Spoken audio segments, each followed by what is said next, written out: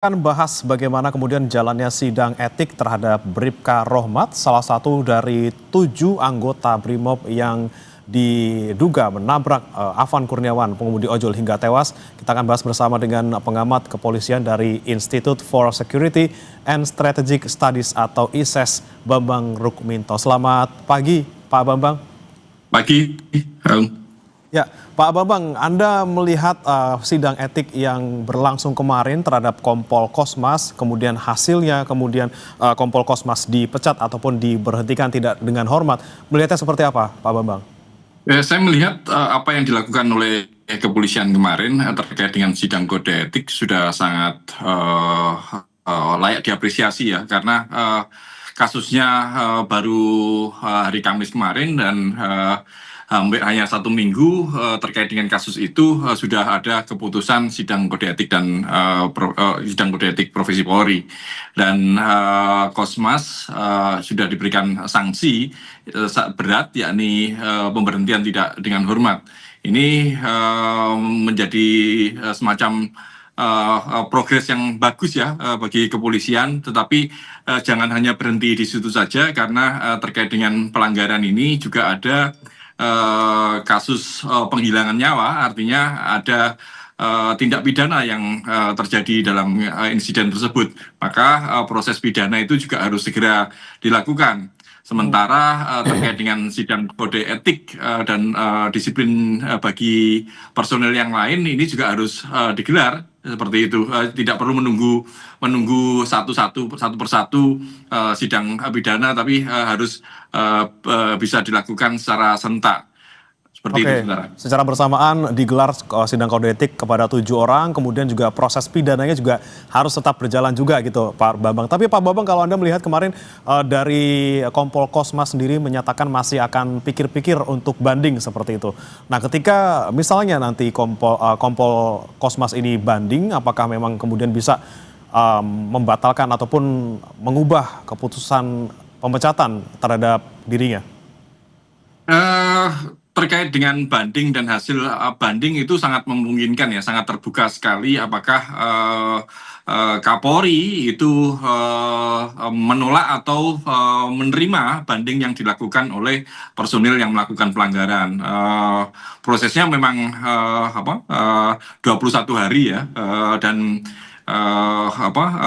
itu semua tergantung pada keputusan Kapolri. Kalau saya melihat Kompol Kosmas ini sudah menjalankan masa dinas yang cukup lama, juga memiliki kemungkinan untuk sebelum inkrah itu mengajukan pengunduran diri, dan tapi faktanya kan itu adalah insiden yang tentu saja seperti yang disampaikan oleh Kompol Kosmas itu tidak ada niatan untuk menghilangkan nyawa seseorang seperti itu. Makanya memang harus ada pertimbangan-pertimbangan lain nanti mungkin ketika banding itu diterima atau tidak diterima oleh Kapolri, karena yang memutuskan nanti adalah Kapolri sendiri seperti itu. Oke, masih ada kemungkinan itu, tapi kita akan bahas lagi Pak Bambang usai jeda berikut. Saudara tetap bersama kami di Breaking News Kompas TV.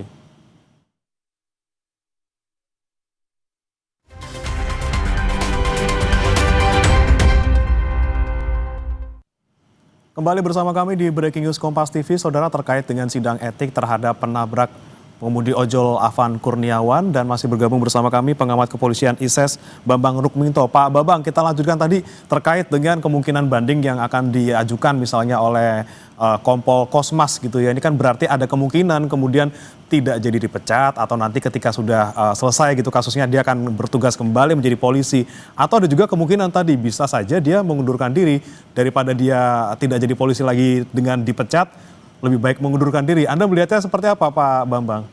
Ya, kemungkinan itu memang bisa terjadi ya, karena kalau kita melihat beberapa kasus terkait dengan sidang kode etik profesi, sanksi berat PTDH itu ternyata juga bisa dianulir oleh Kapolri seperti itu kalau ada bukti-bukti baru seperti itu. Meskipun sidang banding pun itu juga ada upaya lagi peninjauan kembali. Jadi ada 2 mekanisme terkait dengan putusan sidang kode etik. Artinya peluang itu masih sangat terbuka bagi personil yang melakukan pelanggaran untuk mengajukan banding atau mengajukan peninjauan kembali. Kalau kita melihat kasus 3 tahun yang lalu, mereka yang melakukan pelanggaran obstruction of justice di kasus Verdi Sambo misalnya, yang sudah dipidana juga kemudian kemudian PTDH-nya dianulir menjadi demosi sekian tahun seperti itu. Itu hal yang sering kali terjadi. Memang hal itu juga menunjukkan bahwa impunitas itu masih sangat kental di kepolisian gitu. Makanya memang harus dikawal terus oleh eksternal, jangan sampai keputusan-keputusan itu menyakiti hati masyarakat. Tapi kemungkinan untuk personil yang melakukan pelanggaran mengundurkan diri itu juga sangat terbuka bila personil tersebut sudah menjalani masa dinas lebih dari 20 tahun. Jadi sebelum inkrah personil tersebut mengundurkan diri dari kepolisian, itu sangat memungkinkan. Jadi masih berhenti dengan hormat seperti itu, sehingga mereka bisa menerima hak-haknya seperti itu. Oke, bagaimana kalau misalnya kita inginkan kasus ini untuk Kompol Kosmas gitu, mungkin harapan dari masyarakat adalah oke dipecat gitu, tapi masih ada mekanisme yang memungkinkan dianulir seperti itu, Pak Bambang. Apa yang bisa dilakukan untuk tetap membuat status tersebut, PTDH tersebut tetap diberlakukan untuk Kosmas, untuk menjaga dalam tanda kutip kepercayaan publik? Ya, lagi-lagi ini kan kembali ke konsistensi dari Kapolri ya, ketika bagaimana melihat level kesalahan dari anggotanya gitu. Kapolri dalam konteks ini tentu juga akan memberikan proteksi pada pada bawahannya gitu, sehingga tentu ada pertimbangan-pertimbangan lain untuk meringankan sanksi seperti itu. Memang hal ini tentu akan mengecewakan masyarakat, tapi lagi-lagi bahwa sanksi etik maupun dan disiplin Polri ini kaitannya adalah peraturan di internal kepolisian. Sangat berbeda sekali dengan proses pidana yang sudah ada di ranah pengadilan umum seperti itu. Yang menjadi masalah juga seringkali tidak konsisten. Kalau kita merujuk pada peraturan pemerintah 1 tahun 2003, mereka yang melakukan tindak pidana itu pun juga harus diberikan sanksi pemberhentian tidak hormat. Tapi faktanya kan tidak demikian. Makanya memang harus ada evaluasi terkait dengan proses sanksi etik dan disiplin di internal Polri seperti itu. Oke, baik, tergantung Pak Kapolri gitu ya Pak Bambang ya. Kemudian kalau Anda melihat terkait proses sidang yang dilakukan kemarin oleh yang diikuti oleh Kompol Kosmas, kemudian hari ini oleh Bribka Rohmat, diikuti oleh Bribka Rohmat, Anda melihat ini kan tertutup gitu ya, dan ada komitmen dari Kapolri juga bahwa semuanya harus transparan juga akuntabel, tapi dijawabnya oh sudah ada kok dari eksternal, ada Kompolnas di sana, ada Kementerian HAM di sana, ada Komnas HAM di sana. Apakah cukup transparansi tersebut dilakukan dengan pihak eksternal datang tapi tidak dibuka secara publik sidangnya? Ya, bagi masyarakat tentu ini sedikit mengecewakan ya, karena transparansi yang dianggap oleh masyarakat tentu adalah terbuka semuanya. Tapi lagi-lagi kepolisian tentu memiliki pertimbangan-pertimbangan karena ini adalah sidang kode etik ini adalah ranah internal ya, ranah organisasi yang memang sebenarnya adalah privat gitu loh, memang untuk internal mereka sendiri gitu loh. Bahwa yang bagi masyarakat yang lebih penting sebenarnya adalah sanksi apa yang diberikan kepada personel yang melakukan pelanggaran. Proses tentu bisa apa saja seperti itu, dan yang lebih penting adalah hasil terkait dengan sidang kode etik itu. Yang lebih perlu dicermati oleh masyarakat itu adalah proses pidana di pengadilan umum. Ini yang seharusnya terbuka sehingga bisa melihat bagaimana jalannya sidang, bagaimana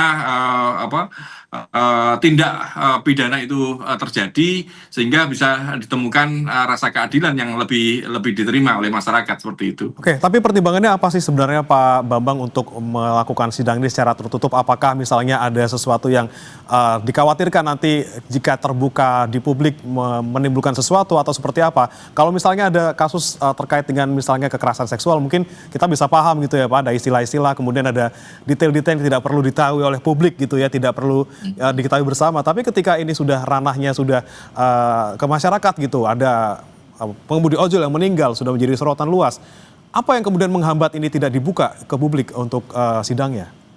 Iya, saya melihat sidang apakah dibuka atau tidak dibuka ini adalah ranah dari internal kepolisian. Ketika dia tidak sidang ini tidak dibuka, pertimbangannya bisa jadi, ini asumsi saya ya, untuk melindungi privasi dari personil itu, gitu. Mungkin seperti itu. Tetapi sebenarnya ini pun juga tidak diperlukan kalau kita melihat bahwa ini adalah sudah menjadi sorotan masyarakat yang seharusnya terbuka. Tidak ada alasan yang kuat sebenarnya untuk tidak membuka. Tetapi lagi-lagi bahwa ini adalah ranah internal di kepolisian. Mereka memiliki semacam kode etik atau peraturan internal yang mungkin tidak diperlukan oleh masyarakat itu. Yang lebih penting bukan proses sidangnya itu, tapi bagi masyarakat adalah hasil dari sidang kode etik itu. Karena apapun kesalahannya yang menjadi yang terdampak adalah masyarakat, warga gitu loh. Jadi bukan prosesnya, karena proses ini bisa saja hanya sekedar formalitas atau prosedural seperti itu saja. Tapi yang lebih penting bagi masyarakat adalah hasil dari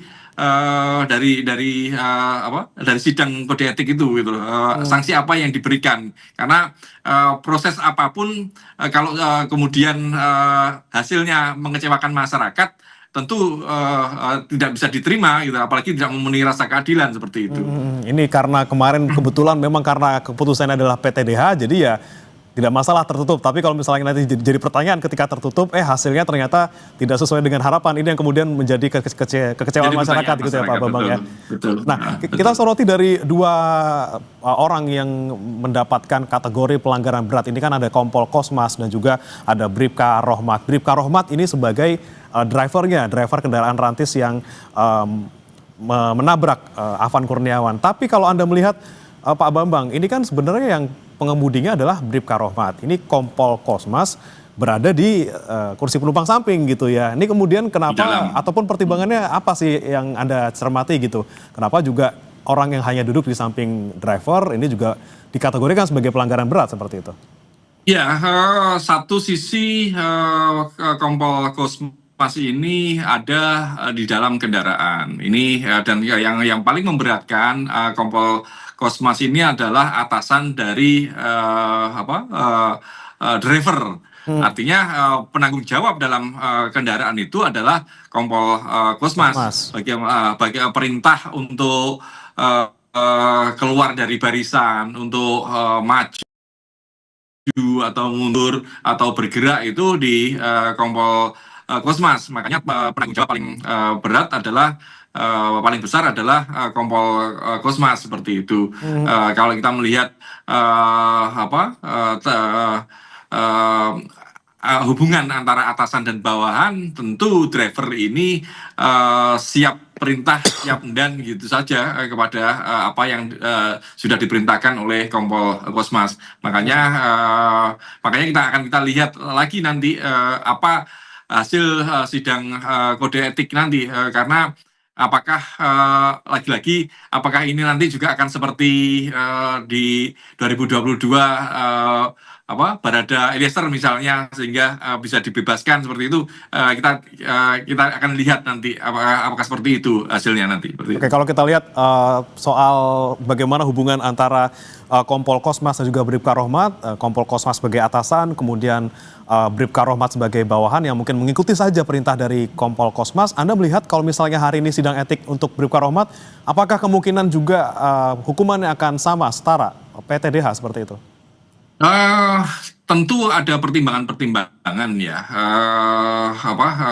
Bribka Rahmat ini tetap saja dia adalah driver yang langsung menjadi pelaku dari penabrakan almarhum Afan seperti itu. Tentu ada pertimbangan. Sementara dia juga merupakan bawahan dari Kompol Kosmas. Saya melihat karena dia adalah bawahan, tentu ada upaya untuk meringankan karena bagaimanapun juga dia berada dalam kondisi menjalankan perintah atasan seperti itu. Dalam apalagi kalau kita melihat situasinya tentu bagi yang berada di dalam sebuah aksi yang chaos, tentu ada panik dan sebagainya seperti itu. Tentu itu akan menjadi pertimbangan gitu loh. Saya melihat sanksi yang diberikan nanti tidak akan lebih tinggi daripada Kompol Kosmas, bisa Berarti saja kemungkinan hanya tidak sekitar PTDH nih Pak ya? Bagaimana? Berarti kemungkinan tidak akan PTDH mungkin.